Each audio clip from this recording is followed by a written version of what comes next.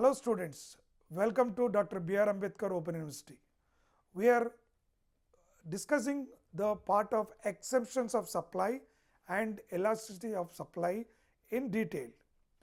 Today, if you see what are the exemptions to the law of supply, is every time supply, the price increases, supply also increases, which may not be possible, certain few cases. Backward bending supply. What is this? Labor supply. At higher wages, workers prefer leisure time. If they are having more wages, they would prefer a leisure time, and supply of labor falls despite rising wages. If market already existing higher wages, so which further the labor supply may not increase, instead they would demand for for more leisure of time, which can be possible at higher wage rates group of workers. When it comes to speculation, sellers hoard goods and accepting that future price rise, right? Sellers will be hoarding the goods expecting that future price rise, current supply falls despite rising price. The speculation we see a lot of times, right? Like even our regular onions market also, people speculate, create some sort of speculate and create an artificial scarcity so that which they can increase further rise of the price, then they supply. So they may not immediately react to this, so they try to create that artificial scarcity, which is speculative prices, which will also make. So this also could be exceptions to the law of supply. Agriculture products, its supply depends on seasons, climate, cannot be increased beyond a limits regardless of price rise. We all know, because the land supply is limited and the farmers cultivate every year similar products which they are comfortable, or which the soil suits certain crops, given a seasons, it may not react to the prices as much as, right? So that's where the supply will not change. So that's where we say that agriculture products is also can be exemptions to the law of supply. I hope you remember exemptions to the law of demand as well, which is by and large, you can, when you are reading, please try to compare these two. Now the types of elastic supply. In the last video, we have briefly discussed about the elasticities, 5 types of elasticities. That is, elasticity supply is greater than 1, that is relatively elastic. Percentage change in quantity supplied is greater than percentage change in price. It's a flat curve. You can see a flat curve in the relative elastic. In the relatively, which is elasticity of supply less than 1, this is relatively inelastic. How? What is that meaning?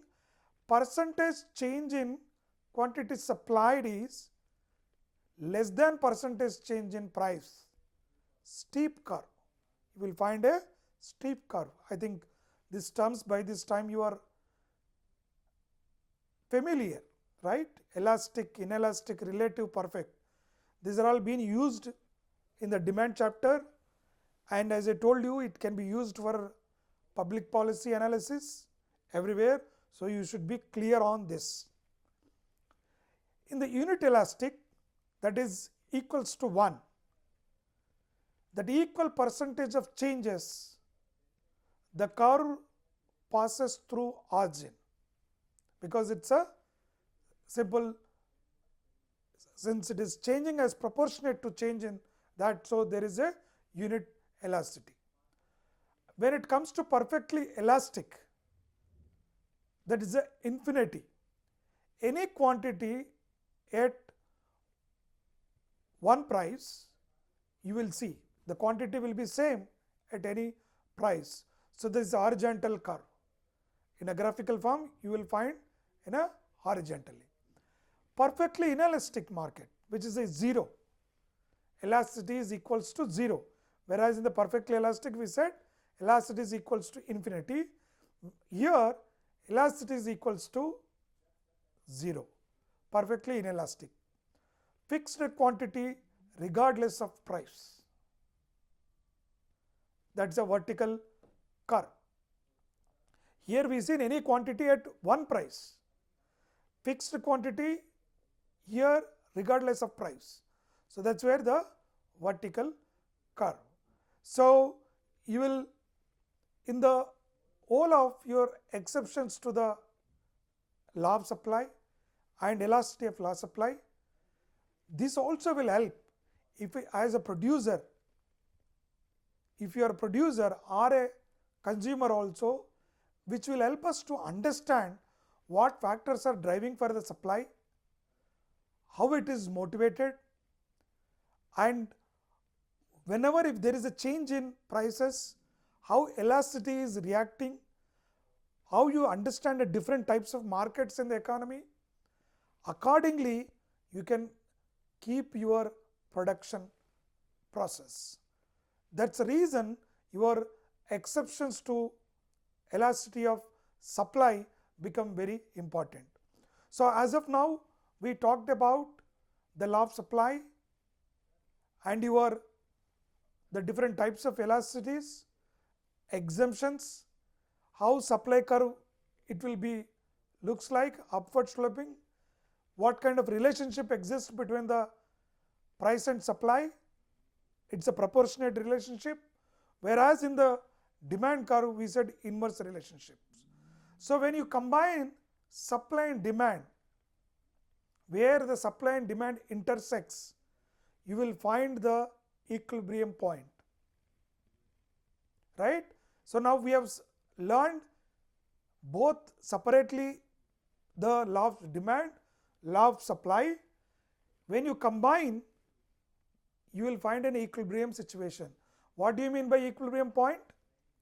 Where supply and demand intersects a point, which is the equilibrium point in the point. That means producers or consumers or suppliers or the users, at that particular point it matches both supply and demand, where the prices will be rational.